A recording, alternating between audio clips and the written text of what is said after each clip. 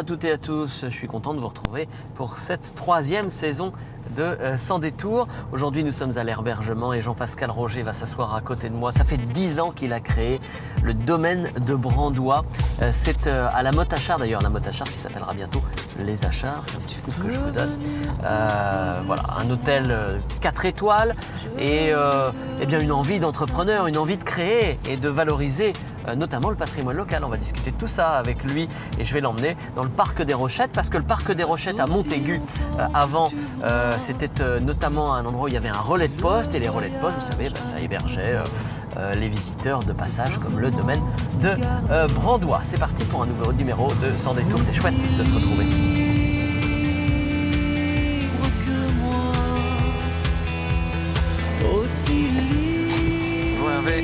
Vous allez bien ? Comment s'est passée la saison au domaine de Brandois là ? Très bien. Beaucoup d'activités diverses et variées, donc avec un temps magnifique pendant les 2 mois de juillet et août, donc oui. C'est parfait. Taux de remplissage idéal. Correspondant à ce que... Oui, exactement ce qu'on attendait, même légèrement supérieur. Donc, Bon anniversaire. Merci. 10 ans. 10 ans du domaine de Brandois. On monte dans la voiture, je vous emmène. Parfait. Voilà. Et puis on se découvre. Inconnu. Bon. Allons-y.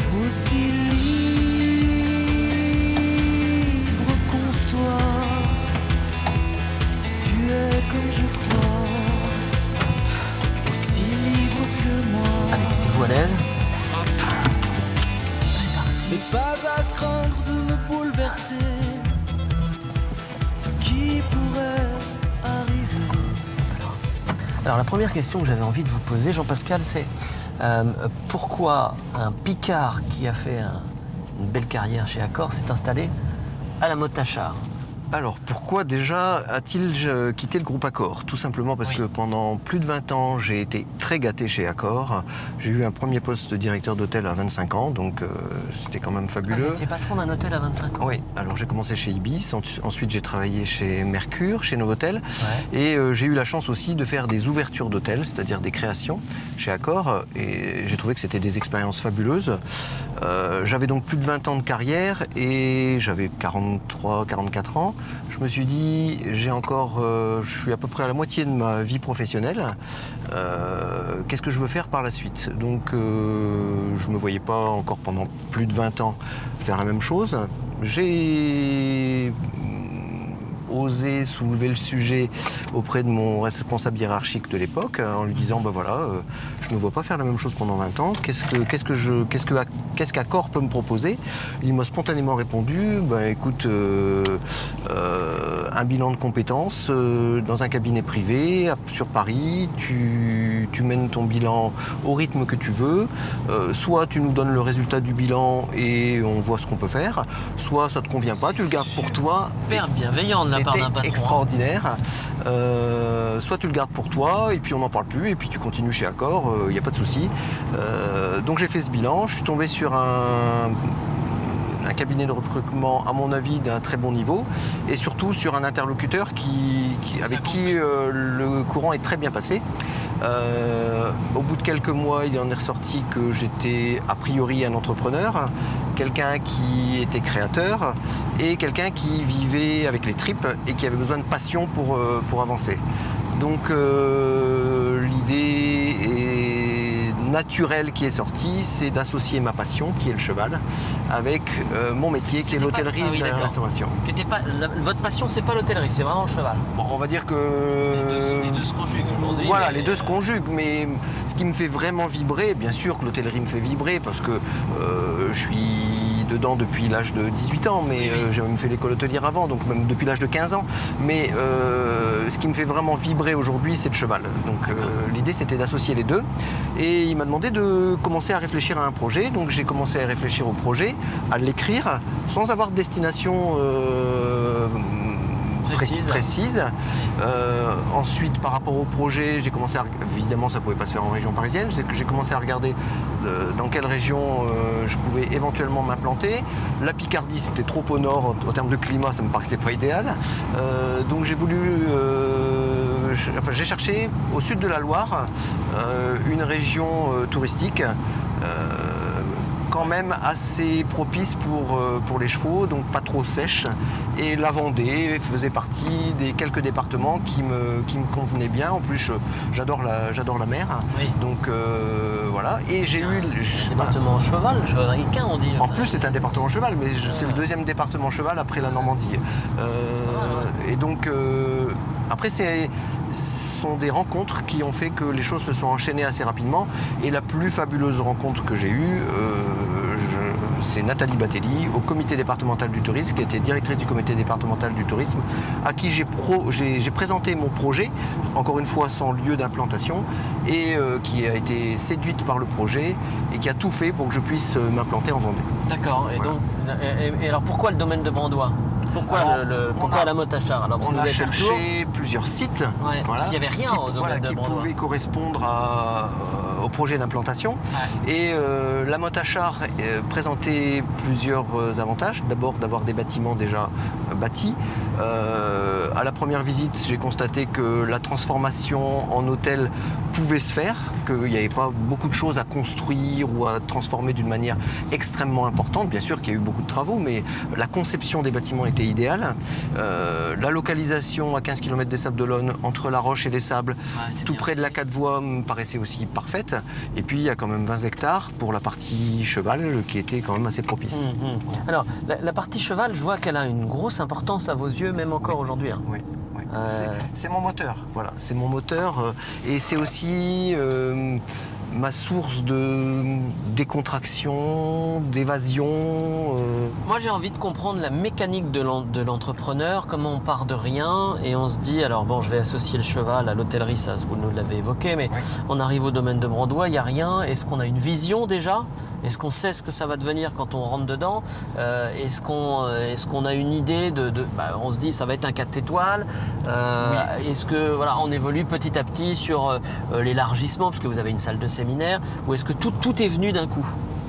C'est ça se venu passe très rapidement parce qu'encore une fois, en visitant les lieux, je voyais très facilement comment on allait pouvoir adapter le site. Et puis, en sachant bien sûr que tout n'allait pas se faire en une seule fois. Il y a eu plusieurs étapes évidemment, parce qu'il y a quand même des investissements très lourds. Il a fallu trouver des associés, il a fallu trouver des financements bancaires, il a fallu trouver aussi un architecte, aménageur, décorateur qui m'accompagne sur le projet. Ça a vraiment été un travail d'équipe, mais les choses se sont faites, on va dire, assez naturellement quand même. Ouais. Voilà. Avec beaucoup de stress ou pas? Alors jusqu'à l'ouverture, pas trop. Beaucoup de stress positif, on va dire. C'était Voilà. l'enthousiasme, de l'envie d'avancer. Un peu de folie aussi, et puis l'envie d'aboutir au projet et enfin de pouvoir l'ouvrir. Ensuite, la période d'ouverture, forcément créer un hôtel, ça prend du temps ensuite pour le faire connaître. Toute la communication était importante. Il y a eu quelques petites erreurs de communication, notamment sur le cheval, par exemple, où c'était trop axé cheval. Certains clients comprenaient que c'était un hôtel réservé aux cavaliers, donc il a fallu changer notre fusil d'épaule. Et puis après, le stress, c'est le stress financier des résultats. De faire du résultat. Voilà, exactement. Et ça, j'avoue que je m'y attendais un peu, mais peut-être pas autant. Ouais. Voilà. Et vous l'avez toujours bien vécu? Non, je l'ai pas toujours bien vécu. C'est vrai? Non. J'ai eu des périodes extrêmement difficiles, vraiment extrêmement difficiles. Maintenant, c'est du passé, donc j'en parle naturellement. Ouais, non, mais c'est super bien d'en parler parce que peut-être certains des téléspectateurs se disent, moi, je rêve de monter un hôtel, j'aimerais bien. Enfin, on peut rêver, hein. Oui. J'ai toujours eu en filigrane ce rêve qui m'a permis de me maintenir quand même plein d'énergie. Mais il y a eu quand même des gros moments de doute et des gros moments de stress parce que parce que le chiffre d'affaires n'était pas au rendez-vous sur telle ou telle année? Voilà, exactement. En fait, on a ouvert en 2006. Les grandes étapes, c'est première crise financière en 2008, crise économique. Voilà, donc crise économique derrière, qui fait que les choses ont un peu patiné, un peu plus que ce qu'on avait imaginé. quelle est la part de folie nécessaire quand on monte un projet? Alors, moi, il y a un mot pour moi qui résume tout, j'ai l'habitude de le dire maintenant, il faut être kamikaze. Voilà. Il faut être kamikaze, c'est-à-dire qu'il faut se lancer et puis dire, bon, normalement, tout va bien se passer, normalement... Vous étiez épaulé, j'imagine qu'on fait un plan, comment on appelle ça? Oui, on fait un business plan, bien sûr. J'étais épaulé par un cabinet comptable, j'étais suivi également, j'étais un des premiers lauréats du réseau Entreprendre Vendée. Donc là aussi, j'ai eu un parrain extraordinaire qui s'appelle Xavier Hoffman, qui avait à l'époque le Casino des Pins au Sable. Donc bien sûr, on est épaulé, mais bon, les résultats financiers, tous les mois, en fin d'exercice, voilà, il faut les assumer. Ouais.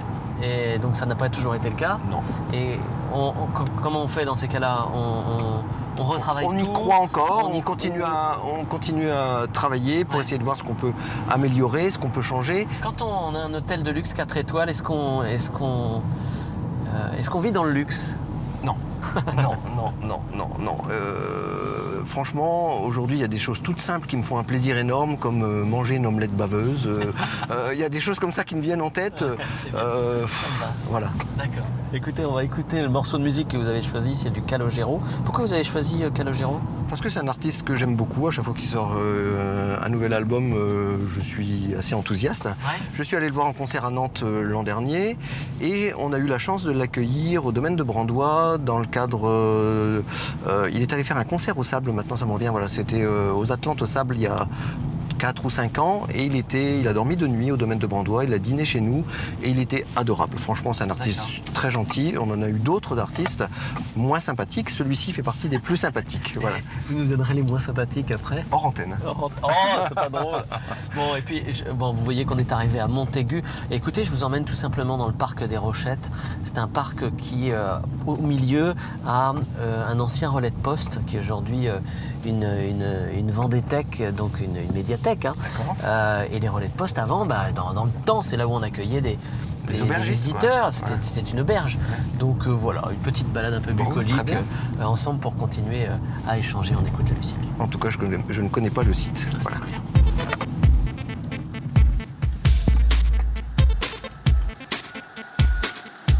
Tu peux venir te poser sur moi, je ne veux rien t'imposer. Voilà, on est ici au cœur donc, de ce parc des Rochettes, cet ancien relais de poste, une ancienne hostellerie qui est très ancienne, parce que je crois que c'est magnifique en tout cas. Une dizaine de siècles. Vous, le domaine de Brandois, c'est un domaine du 19e siècle. L'histoire, ça a compté, l'histoire du lieu dans le choix ou pas tellement? Non, ça n'a pas compté dans le choix, mais voilà, c'est l'esthétique et la configuration des lieux par rapport au projet, effectivement. Ouais.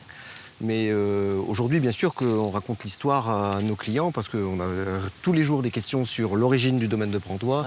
Et on connaît l'histoire un peu par cœur, mais voilà. Juste un tout petit mot en 30 secondes, c'était quoi? Oui, c'est un château qui a été construit un petit peu à l'écart du centre-bourg, où il y avait un vieux château. Le baron de Brandois s'est remarié, sa nouvelle épouse lui a demandé de construire un nouveau château. Donc il a fait construire ce nouveau château un petit peu à l'écart, un petit peu sur la hauteur.